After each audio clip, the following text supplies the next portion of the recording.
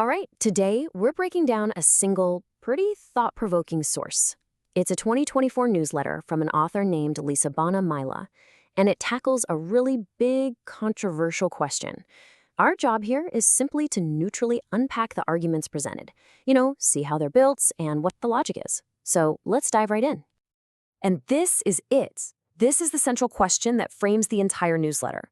The author sets out to investigate this from a few different angles, and we're going to follow that train of thought step by step to see exactly how they construct their argument and where they land in the end. Now, before we get any deeper, I just want to be super clear about our goal here. This explainer, it's not about endorsing or debunking the claims you're about to see. Our one and only job is to map out the argument from this one source, just to understand its specific perspective and how it's all put together. So how do they actually go about building their case? Well, the newsletter seems to rest on three main pillars. First, it looks at human anatomy. Then it dives into some psychological theories about what might be the causes. And finally, it discusses proposed interventions. We're just going to follow that same roadmap to see how all these pieces fit together. All right, first up, arguments from anatomy. This is where the whole investigation kicks off, with the physical body. The author really uses this section to lay the groundwork for their entire argument, making a series of claims about human anatomy to frame their perspective.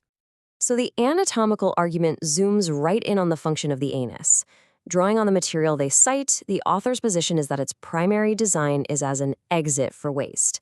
And this becomes a crucial point in their argument, because they then claim that, unlike other parts of the body involved in sex, it doesn't produce its own natural lubrication.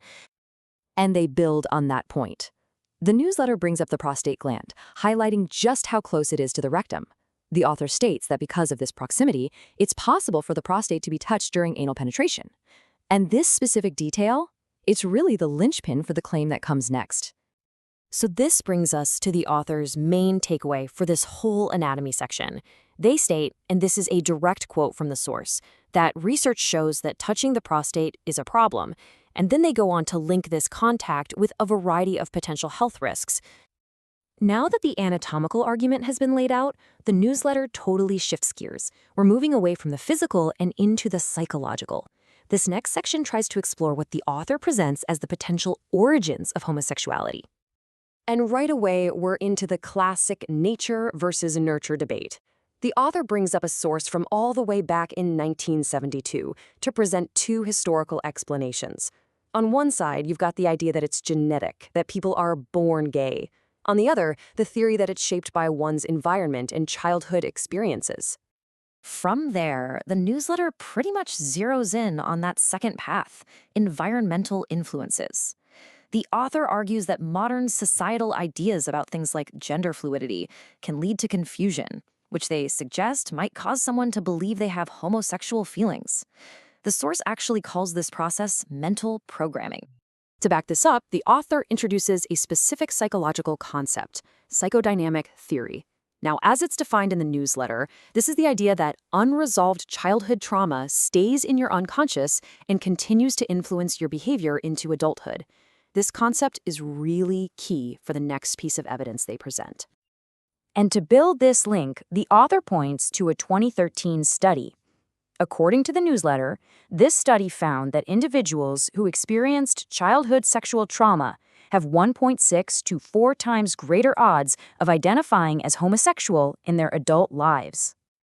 Okay, so we've looked at anatomy and potential causes. Now, the newsletter moves into its final section. This part is all about proposed interventions for what the author describes as homosexual tendencies. First, they bring up the term gender dysphoria. Using a cited source, they define it as a feeling of incongruence, a mismatch between a person's biological sex and their gender identity. The newsletter then makes a very direct link, suggesting this is a mental illness that affects some homosexual individuals. And this is where the argument gets, well, really complex.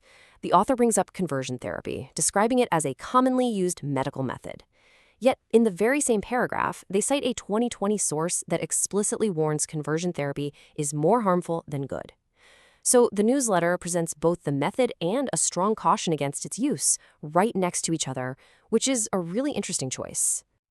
So all of this leads us directly to the newsletter's conclusion.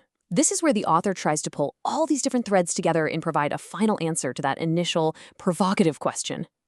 But after laying out this entire investigation, from anatomy to trauma to therapy, the author doesn't actually give a definitive yes or no. Instead, they conclude that the topic is just too difficult to resolve, citing the complexity of the mind as the reason for the lack of a clear answer. So the newsletter doesn't end with an answer, but with a call to action. The author's final sentence calls for more research on how to help individuals who, in their words, want to leave the lifestyle. And that's where this particular source leaves us, not with a conclusion, but with a new question about the path forward, framed entirely from its own unique and intricate perspective.